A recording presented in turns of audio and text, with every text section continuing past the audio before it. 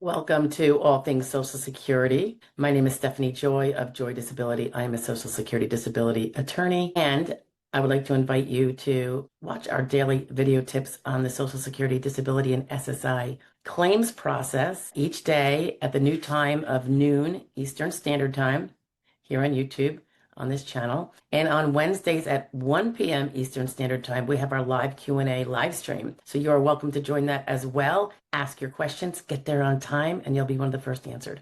Thanks so much and have a great day. Enjoy the video. Good morning. Happy Sunday. It is Sunday's Social Security Roundup for the week of June 21st. That was last Monday to yesterday, June 26th. Hope you all had a great week.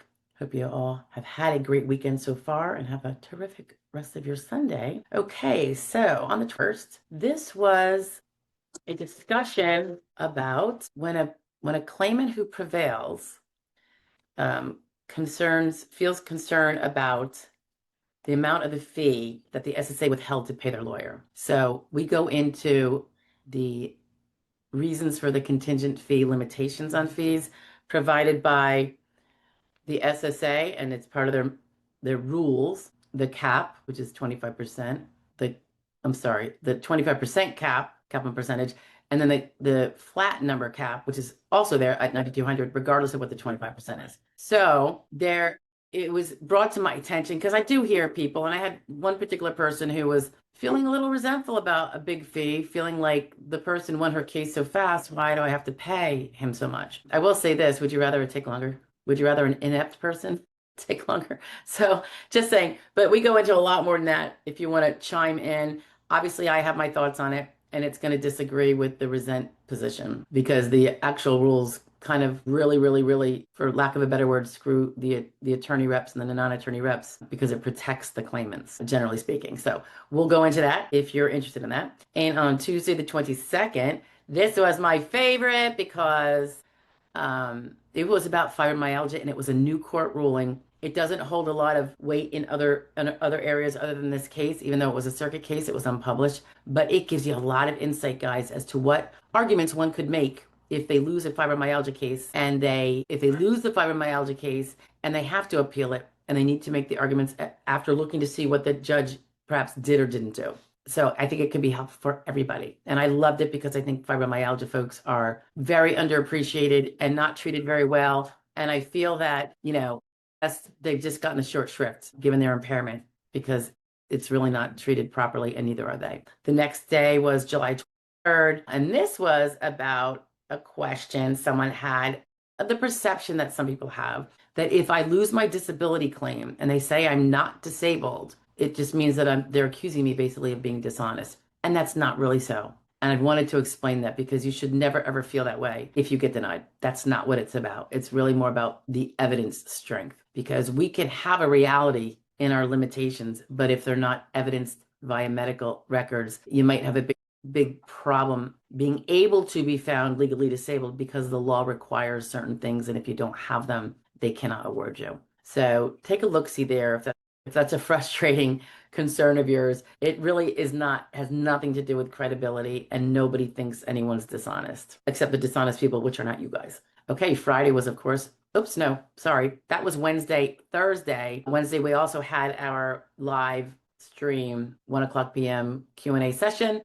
And Thursday, the replay of that's been kind of stripped of all the long-term pauses while I'm reading questions in my head and trying to find part 2 to a question. Those are all stripped out of it. So if you're only catching the replay, you don't have to sit through those things like everyone did on the live stream. It's a little easier to withstand something like that, I think, on the live stream, not so much on a replay. Okay, and then Friday Fraud Law Review. This particular fraudster was a Chicago fellow indicted for fraudulently obtaining Social Security benefits. And we go through the details of that. It is reported by the Office of Inspector General and then reported by me. And yet another one of so much more of the fraud that does go on that some people choose to pretend doesn't. And then so that was Thursday, Friday, Saturday, yesterday. Okay.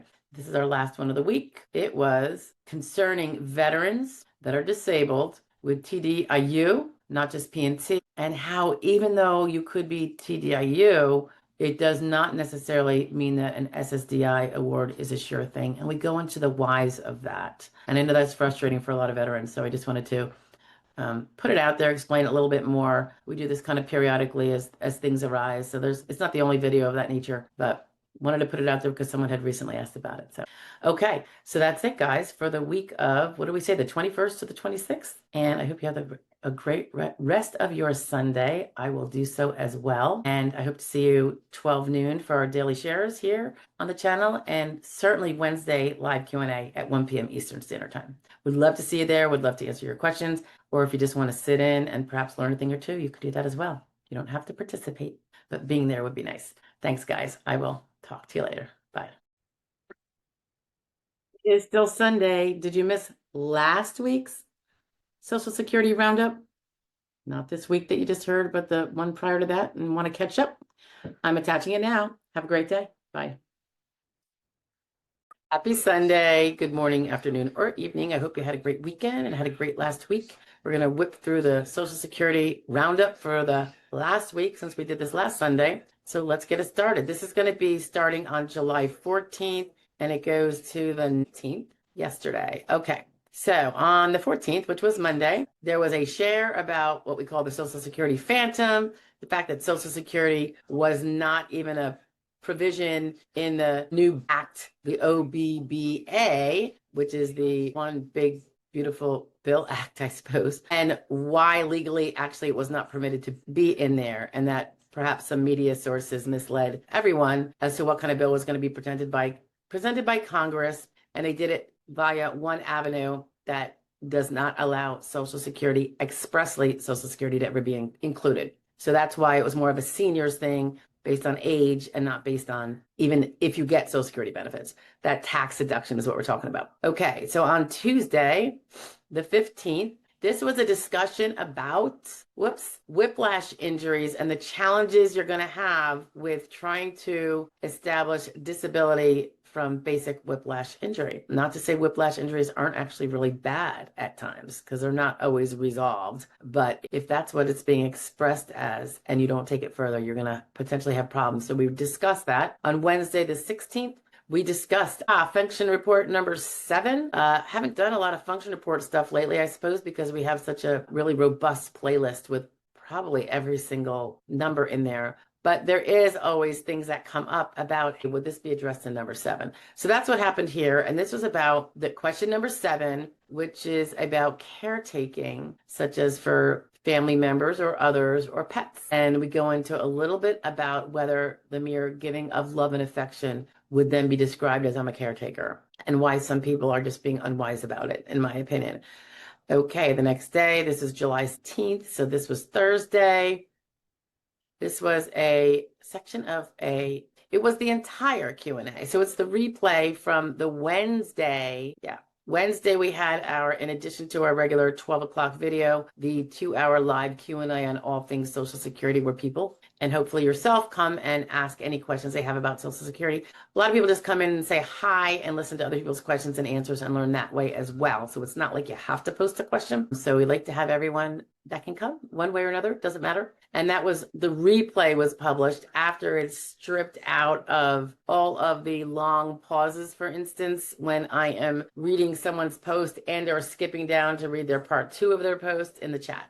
So be surprised how many minutes that adds up to. It's not so bad, I'm sure, when you're sitting through it, because we're usually mumbling, but watch it on a replay for all the people that don't get to come to see the first shot. That's got to be a little unpleasant. So that was Thursday noon. Friday, fraud law review, and this was about, this is horrible case. A Texas SSA staffer committed the fraud along with a bunch of single moms, and it was to the tune of $3 million.